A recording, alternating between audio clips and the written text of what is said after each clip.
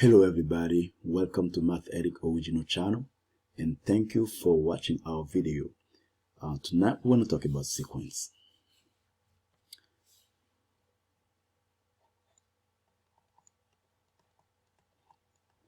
So a sequence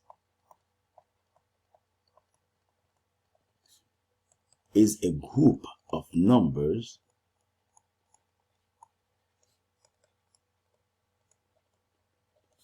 or we can say objects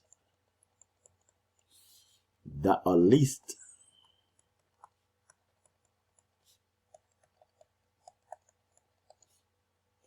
in a certain order.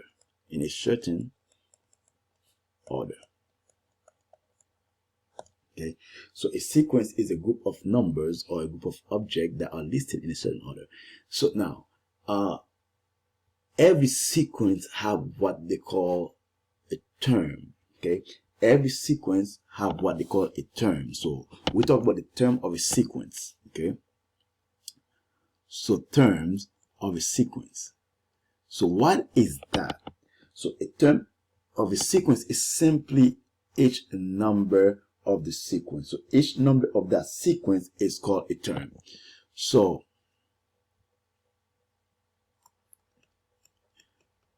each number of a sequence, okay, each number of a sequence is called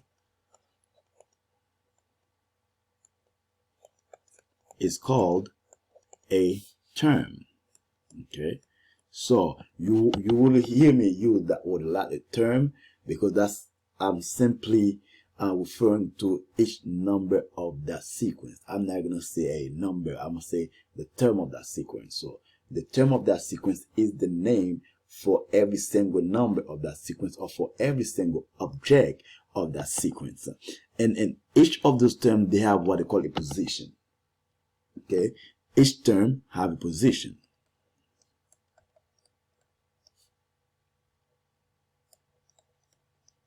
Each term has a position. So when I say each term has a position, what I mean is like first, second, third, and so on and so forth. Okay, so the first term, the second term. Let's say, for example, we have this sequence, right? This set of numbers. Let's say we have 11. We have 13. Okay, we have 15, we have 17, and we have 19, and so on and so forth. So how do I know? Let's say if I didn't put the title arithmetic sequence, how would I know this is an arithmetic sequence? Okay, that's a list of numbers that I just put together. Okay, starting from 11, 13, 15, 17, 19. Now, a few seconds ago we talked about terms. Okay, we talked about terms, so that's a good example. When I say those are a list of numbers, but that's not really a list of terms. Okay, so that's the first term, that's the second term, that's the third term, and that's the fourth term. Okay, so we can always label those terms by what they call a sub 1. Okay, so these are the terms. So let's say that's a sub 1, which is first term, that's a sub 2, which is the second term, and that's a sub 3, which is the third term. 17 is a sub 4, which is the fourth term, and 19 is a sub 5, which is the fifth term. Okay, these are just position of those terms. Okay, the position of the numbers that are in the sequence. Okay, the first term, second term, third term, fourth term, and fifth term. Let's say we don't know where the sequence stops. Okay, we don't know what the next step, this next term is, or the next after next term is. So because there is not an end, we can say that is the nth term. Okay, that is so that is a sub n. So that is a sub n, because we do not know what that number is. Okay, so now a sequence can be very limited. A sequence can only have like 4 terms. A sequence can have 5 terms. A sequence can have 7 terms. Okay, so a sequence can also have a large number of terms, like all the way to infinity. Okay, like in this case, we do not know, that's a list of numbers, so we do not know the end of it, so it's got a large number of terms. Okay, so we know these are terms. Now the question is, how do I tell if I have an arithmetic sequence? What do I look for in that in order to say, hey, I have an arithmetic sequence? Okay, I'm gonna go ahead now. If you look over here, okay, what you're gonna ask yourself is, how do I get from 11 to 13? Okay, so what do I do to get from 11 to 13? So one thing you can do is take 2 consecutive terms.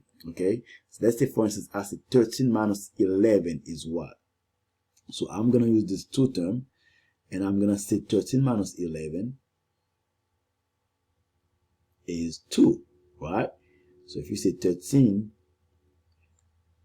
minus 11, so that's equal to, that's that. So you pretty much are adding 2 to 13 to get to 11 in order to get 13. So let's see from the second term to the third term. So from 13 to 15, if I add that same 2 to 13, would I get 15? Yes, 13 plus 2 is 15. Let's say from 15 to 17. So 15 plus 2 is 17. So let's say 17 to 19. 17 plus 2 is 19. So you can see the pattern we have here is adding 2 to any term in order to get the next term. Okay, so if I add 2 to the first term, I get the second term. If I add 2 to the second term, I get the third term. If I add 2 to the third term, then I get the fourth term. If I got 2 to the fourth term, then I get the fifth term. Okay, so that's how I know I have an arithmetic sequence. If I look at the sequence and I say, well, whether you're adding or subtracting a number from the previous term or from one term to get to the next term, then you have an arithmetic sequence. Let me use another example quickly. Let's say we have, so let's say we have this this sequence right here. So I have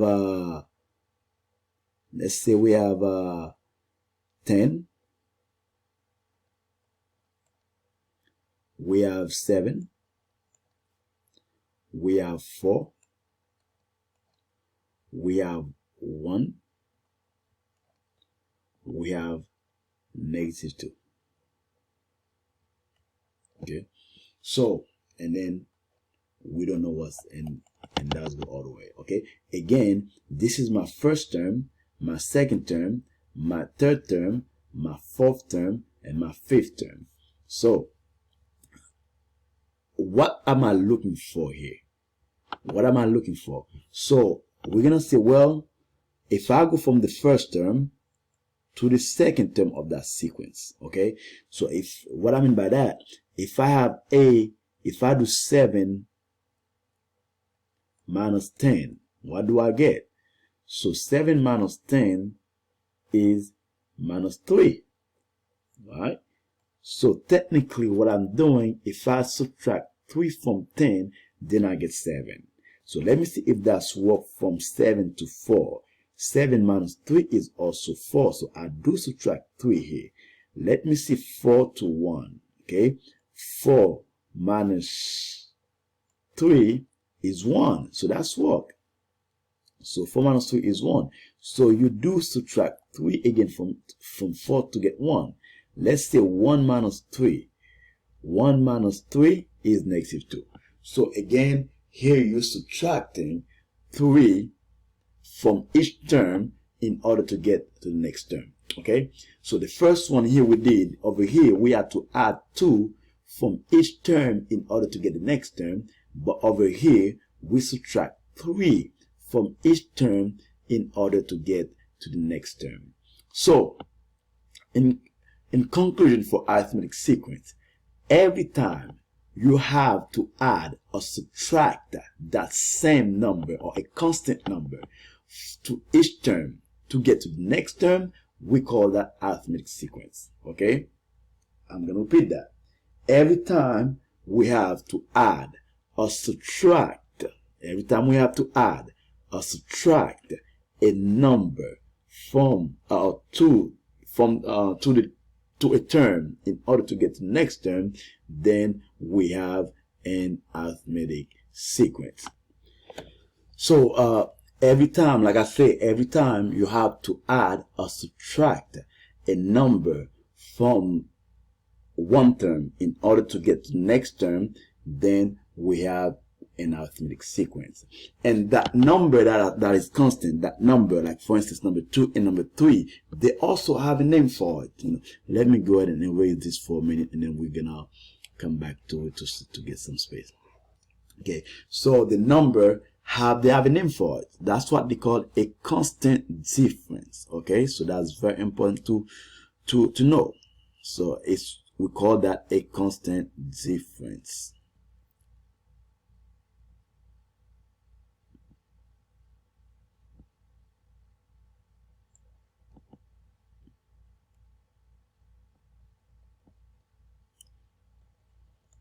Constant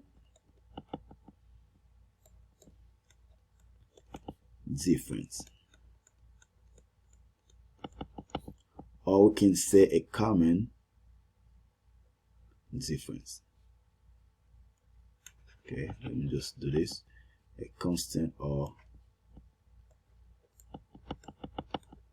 common difference. So they use both. So they call that a constant or a common difference, and the symbol for that is D. Okay, so the symbol for that is D. So again, so in other words, we can define arithmetic sequence like this. We can say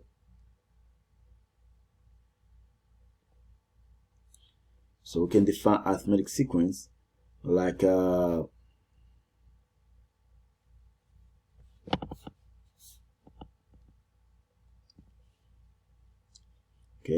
arithmetic sequence, so can be defined like this. Arithmetic sequence has a constant difference or a common difference, either way, has a common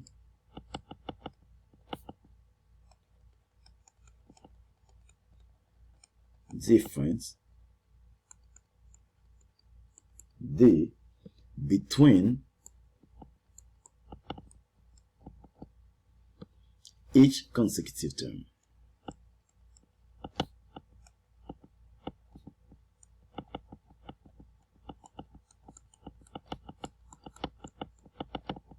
Okay, arithmetic sequence has a common difference D between each consecutive term. So for instance, like I said on the first example we use, the common difference here is 2. So that consecutive 11 and 13 is the two consecutive term, right? 11, first term and second term. So that's what I mean. The first term and second term. So 1 and 2 are consecutive number. So these are two consecutive terms. So they are adjacent to each other. They're next to each other. So they have a common difference of 2. When you take 13 and 15, they're next to each other. Okay. So they also have the same, difference, which is the same difference. Okay, which is 2. When you take 17 and 19, so it's either any two consecutive terms that you choose in that sequence, the common difference is gonna be always 2, or the difference between these two numbers will always be 2. So that's how we know we have an arithmetic sequence. Okay, so and that can be in any way. That can be in the table form. That can be in a graph. Even if you are giving a graph, you'll be able to tell by looking at the y values. You can tell, how is it growing on the y values and stuff like that.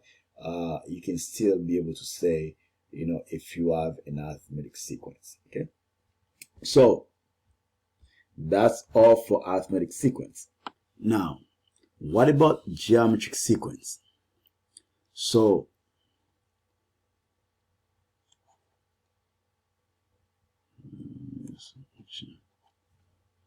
geometric sequence, what is it exactly? Now we understand by looking at a sequence if we can tell if it is arithmetic. Okay, so that is set.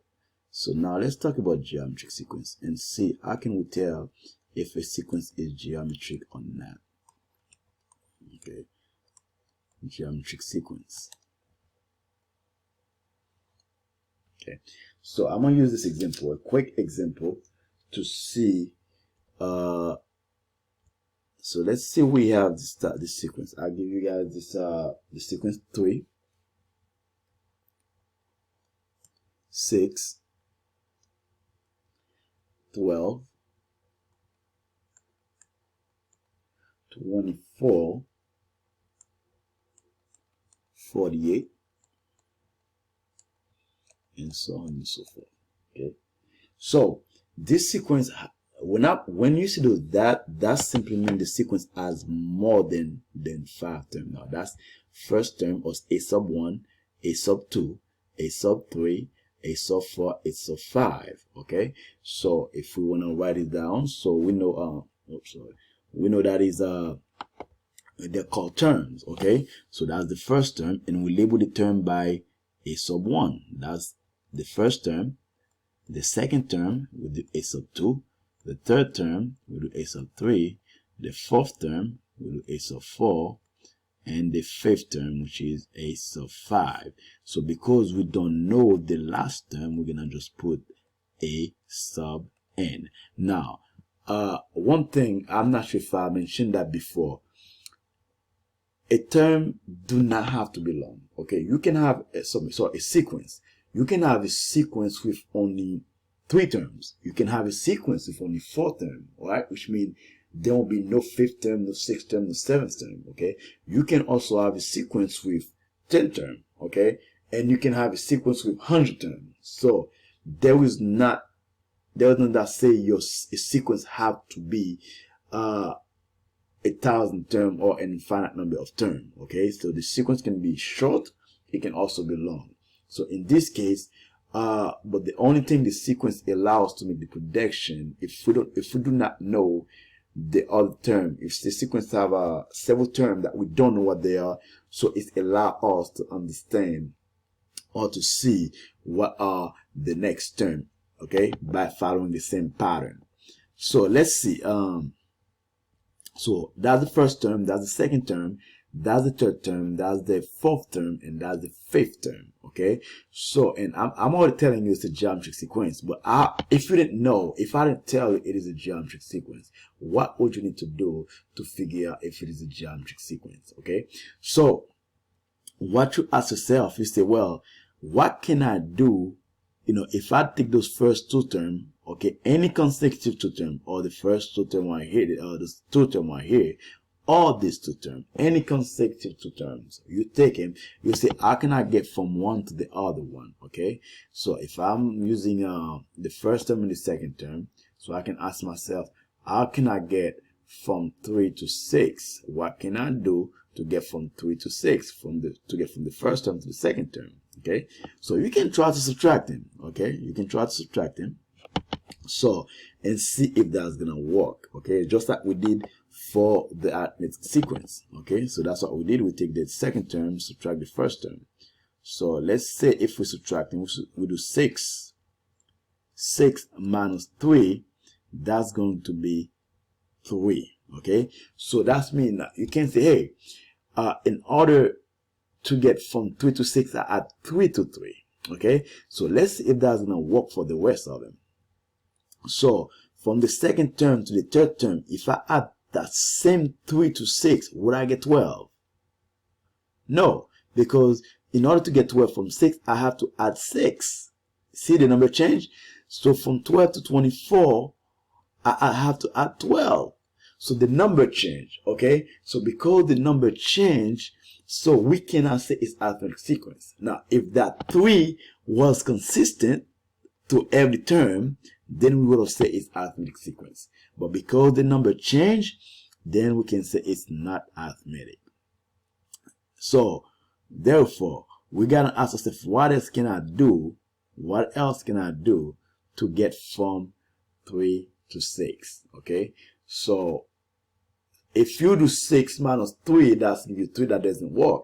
Another thing you can do, another form of operation you can do is do 6 divided by 3. So see if that's gonna work.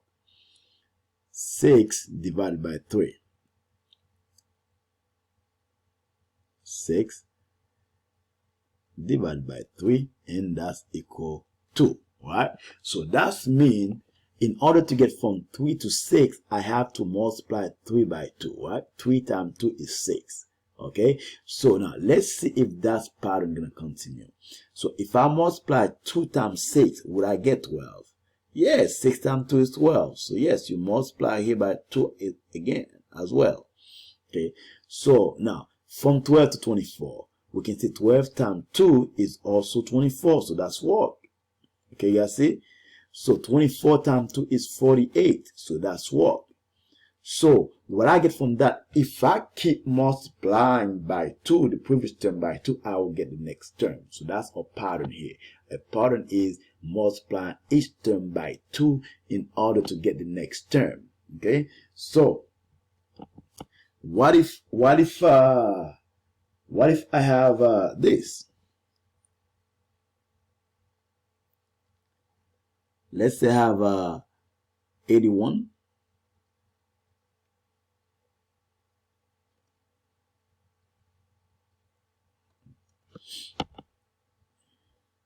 Okay, so I have 81.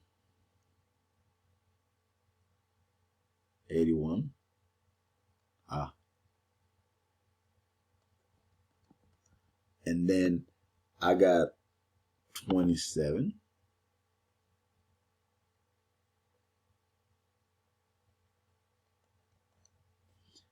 I got 9. I got 3. Okay. And then I got 1. And so on and so forth. And then that's it. So I got 81, I got 27, I got 9, I got 3, and I got 1. Okay. So how do I know if I have a geometry sequence here? So we're gonna do the same thing. Okay, we're going to find out what can I do to 81 to get 27. Okay, so again, if you go ahead and subtract 81 from 27 from 81, so we're going to get, okay, so 87 minus 81, sorry, minus 27, so that's will give us 54, right? So yeah, 54. So that gives us 54. So if I subtract 54 from 27, would I get 9? No, I won't get 9. So therefore, this 54 doesn't work. Okay. So now, let's try to find what other way can we get from 81 to 27. So 81. So if you do 81 divided by what will give me 27. Something. So if we do 81 divided by 27. So if you do 27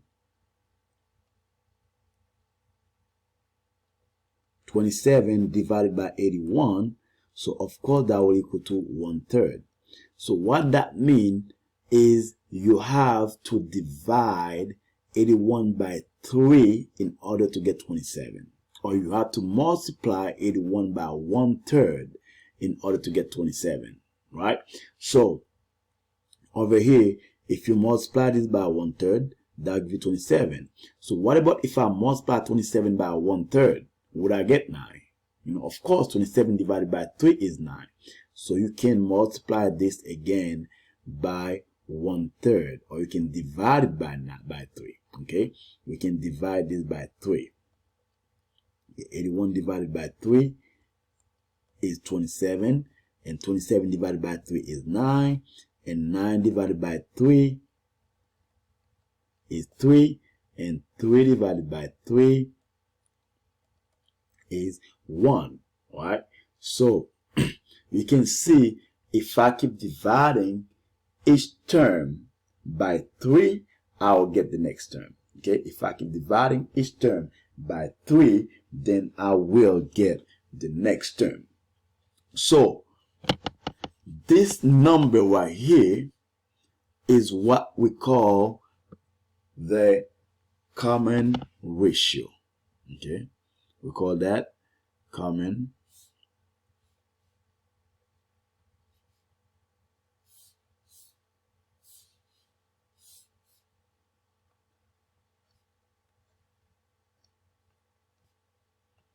common. Of course, you can also say constant ratio.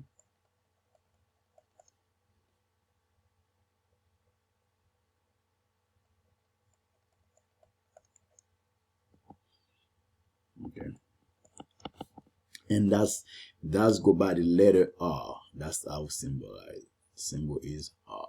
So common ratio or common ratio. Okay, so that common ratio is that number you keep multiplying or dividing from to each term in order to get to the next term. So by definition, we can conclude it to say that geometric sequence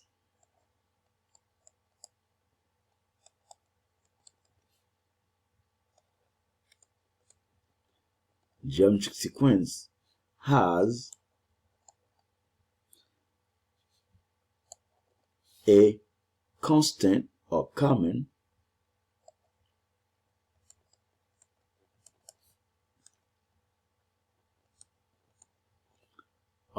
ratio between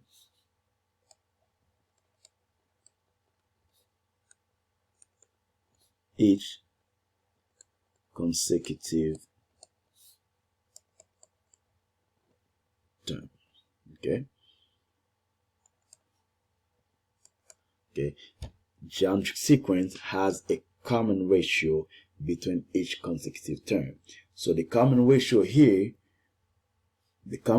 is 2, and the common ratio here is 3. Okay, the common ratio here you multiply by 2 each time, and the common ratio here you divide by 3 each time. Now keep in mind, when you say divide by 3, that's like multiplying by 1/3. Okay, when you say divide by 3, it's the same thing as saying multiplying by 1/3. But anyway, if you have to multiply or divide the term by the same number in order to get the next term, then you have a geometric sequence. In conclusion, to remember that the difference between arithmetic sequence and geometric sequence is that arithmetic sequence have a common difference. Okay, they have a single number that you add or subtract to each term in order to get the next term. Okay, but geometric sequence has a common ratio. Okay, which means they have a single number that you multiply or divide to the next term in order to get to the term in order to get to the next term. Okay, so thank you so much. Please don't forget to subscribe, and I'll see you next time. Bye bye.